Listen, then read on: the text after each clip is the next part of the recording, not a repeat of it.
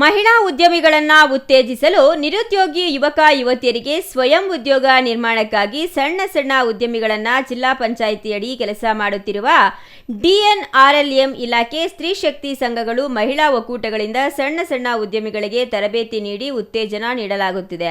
ಅವರು ಉತ್ಪಾದಿಸಿದ ಉತ್ಪಾದನೆಗಳಿಗೆ ಮಾರುಕಟ್ಟೆ ಒದಗಿಸುವ ದೃಷ್ಟಿಯಿಂದ ಡಿಎನ್ಆರ್ಎಲ್ಎಂ ಇಲಾಖೆಯೇ ಸಂತೆ ಮೇಳಗಳನ್ನು ಆಯೋಜಿಸಲಾಗುತ್ತಿದೆ.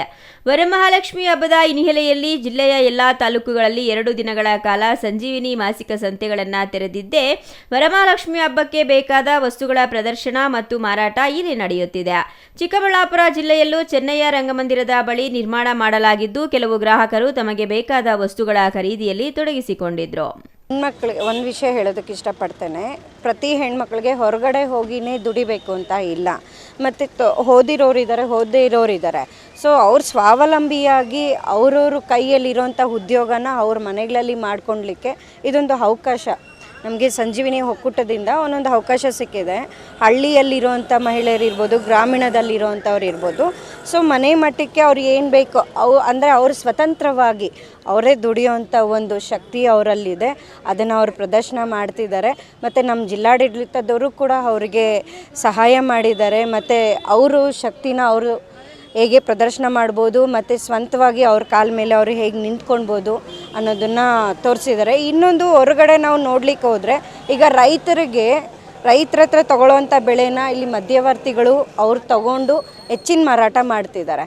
ಸೊ ಅಂಥದ್ದು ಒಂದು ಪರಿಸ್ಥಿತಿಯಿಂದ ಎಷ್ಟೋ ಬಡ ಕುಟುಂಬಗಳು, ಸಣ್ಣ ಒಂದು ಕುಟುಂಬಗಳಿಗೆ ಈ ಥರ ನಮ್ಮ NRLM ಇಂದ ಇಂಥ ಒಂದು ಸೇವೆ ಮಾಡೋದ್ರಿಂದ ಅವರಿಗೆ ಒಂದು ಸ್ವಲ್ಪ ಅನುಕೂಲ ಆಗುತ್ತೆ. ಮತ್ತು ಇಲ್ಲೇನು ಫಿಕ್ಸು ಅಂತ ಏನೂ ಇಲ್ಲ. ಬಟ್ ಅವ್ರು ನೋಡಿಕೊಂಡು ಅವರು ಆರಾಮವಾಗಿ ಇಲ್ಲಿರೋಂಥ ಎಲ್ಲ ವಸ್ತುಗಳನ್ನು ತೊಗೊಳ್ಬೋದು. ಉಪಯೋಗ ಇದೆ ಸರ್. ಈಗ ನಾನು ತೆಂಗಿನಕಾಯಿ ತೊಗೊಂಡಿದ್ದೀನಿ, ಸೌತೆಕಾಯಿ ತೊಗೊಂಡಿದ್ದೀನಿ, ಬಾಳೆ ತೊಗೊಳ್ಬೇಕು, ಇನ್ನು ಬಾಳೆಹಣ್ಣು ಇದೆ. ಕೆಲವೆಲ್ಲ ಇಲ್ಲೇನೆಲ್ಲ ನನಗೆ ಸಿಗುತ್ತೆ ಮನೆಗೆ ಸಣ್ಣ ಪುಟ್ಟದಾಗಿ ಸಾಕು ಸರ್. ಒಂದು ಮಧ್ಯವರ್ಗ ಕುಟುಂಬಕ್ಕೆ ಏನೆಲ್ಲ ಬೇಕೋ ಅದು ಎಲ್ಲ ಕೂಡ ಇಲ್ಲಿ ಒಂದೇ ಹತ್ರನೇ ಸಿಗುತ್ತೆ. ಇನ್ನು NRLM ಜಿಲ್ಲಾ ವ್ಯವಸ್ಥಾಪಕ ಮುನಿರಾಜು ಮಾತನಾಡಿ, ಜಿಲ್ಲೆಯ ಎಲ್ಲಾ ತಾಲೂಕುಗಳಲ್ಲೂ ಸಂಜೀವಿನಿ ಸಂತೆಗಳನ್ನು ತೆರೆಯಲಾಗಿದೆ. ಇದು ಮೊದಲ ಬಾರಿ 2 ದಿನ ಸಂತೆ ಹಮ್ಮಿಕೊಳ್ಳಲಾಗಿದ್ದು, ಮುಂದೆ ಗೌರಿ ಮತ್ತು ಗಣೇಶ ಹಬ್ಬಕ್ಕೂ ಈ ಸಂಜೀವಿನಿ ಮಾಸಿಕ ಸಂತೆಗಳನ್ನು ಇಡಲಾಗುವುದು. ಪ್ರತಿಯೊಂದು ಸಂತೆಯಲ್ಲೂ 5-6 ಮಹಿಳಾ ಉದ್ಯಮಿಗಳಿಗೆ ತಮ್ಮ ಉತ್ಪಾದನೆ ಮಾರಾಟ ಮಾಡಲು ಅವಕಾಶ ನೀಡಲಾಗುವುದು ಎಂದರು. ನಮ್ಮ ಸಂಜೀವಿನಿ NRLM ಯೋಜನೆ ಅಡಿಯಲ್ಲಿ ಮಹಿಳಾ ಸ್ವಸಹಾಯ ಗುಂಪಿನ ಸದಸ್ಯರುಗಳು ಏನು ಉತ್ಪಾದನೆ ಮಾಡ್ತಾರೆ ಅವರಿಗೆ ನಮ್ಮ ಯೋಜನೆ ಅಡಿಯಲ್ಲಿ ನಾವು ಸಾಲ ಸೌಲಭ್ಯಗಳು, ಮಾರ್ಗದರ್ಶನ, ತರಬೇತಿಗಳೆಲ್ಲ ಕೊಟ್ಟು ಅವರಿಗೆ ಉದ್ಯಮಗಳು ಮಾಡೋದಕ್ಕೆ ಪ್ರೋತ್ಸಾಹ ಮಾಡ್ತಾ ಇದ್ದೀವಿ. ಆ ಒಂದು ಹಿನ್ನೆಲೆಯಲ್ಲಿ ಅವರಿಗೆ ಒಂದು ಮಾರುಕಟ್ಟೆಯನ್ನು ಒದಗಿಸಬೇಕು ಅನ್ನೋ ಒಂದು ಉದ್ದೇಶವನ್ನು ಇಟ್ಕೊಂಡು ಈ ಒಂದು ಹಬ್ಬಗಳ ಸಂದರ್ಭಗಳಲ್ಲಿ ಸಂಜೀವಿನಿ ಮಾಸಿಕ ಸಂತೆ ಅನ್ನೋ ಒಂದು ಅಡಿಬರಹದ ಅಡಿಯಲ್ಲಿ ಈ ಕಾರ್ಯಕ್ರಮಗಳನ್ನು ನಾವು ಮಾಡ್ತಾ ಇದ್ದೀವಿ. ಇಲ್ಲಿ ನಮ್ಮ ಎಲ್ಲ ಜಿಲ್ಲೆಯಲ್ಲೂ ಎಲ್ಲ ತಾಲೂಕುಗಳಲ್ಲೂ ಸಹ ನಾವು ವರಮಹಾಲಕ್ಷ್ಮಿ ಹಬ್ಬದ ವಿಶೇಷವಾಗಿ 2 ದಿನಗಳ ಕಾಲ ನಾವು ಈ ಒಂದು ಮಾಸಿಕ ಸಂತೆಗಳನ್ನು ಆಯೋಜನೆ ಮಾಡ್ತಾ ಇದ್ದೀವಿ.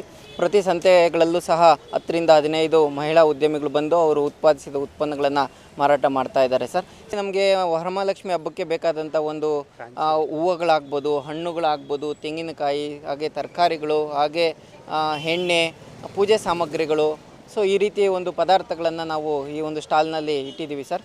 ಅದೇ ರೀತಿಯಲ್ಲಿ ಸ್ವಸಹಾಯ ಗುಂಪಿನ ಸದಸ್ಯರು ತಯಾರಿಸಿರುವಂತಹ ಆಹಾರ ಪದಾರ್ಥಗಳನ್ನು ಸಹ ಈ ಒಂದು ಸ್ಟಾಲ್ನಲ್ಲಿ ಇಟ್ಟಿದ್ದೀವಿ. ಈ ಒಂದು ಸಂದರ್ಭದಲ್ಲಿ ನಮ್ಮ ಎಲ್ಲ ಜನರು ಇಲ್ಲಿ ಬಂದು ಖರೀದಿಸಿ ನಮ್ಮ ಸ್ವಸಹಾಯ ಗುಂಪಿನ ಸದಸ್ಯರನ್ನು ಪ್ರೋತ್ಸಾಹ ಮಾಡಬೇಕು ಅಂತ ನಾನು ಈ ಮೂಲಕ ಕೇಳ್ತಾ ಇದ್ದೀನಿ. ಸಂಜೀವಿನಿ ಮಾಸಿಕ ಸಂತೆ ನಡೆಯುತ್ತಿರುವ ಸ್ಟಾಲ್ಗಳಿಗೆ ಜಿಲ್ಲಾ ಪಂಚಾಯಿತಿ ಸಿಇಒ ನವೀನ್ ಭಟ್, ತಹಸೀಲ್ದಾರ್ ರಶ್ಮಿ, ಇಒ ಶ್ರೀನಾಥ್ ಗೌಡ ಇತರೆ ಅಧಿಕಾರಿಗಳು ಭೇಟಿ ನೀಡಿ ಸಂಜೀವಿನಿ ಸಂತೆ ವೀಕ್ಷಿಸಿದರು. Nayanahalli Narasimhamurthy, CTV news, Chikkaballapur.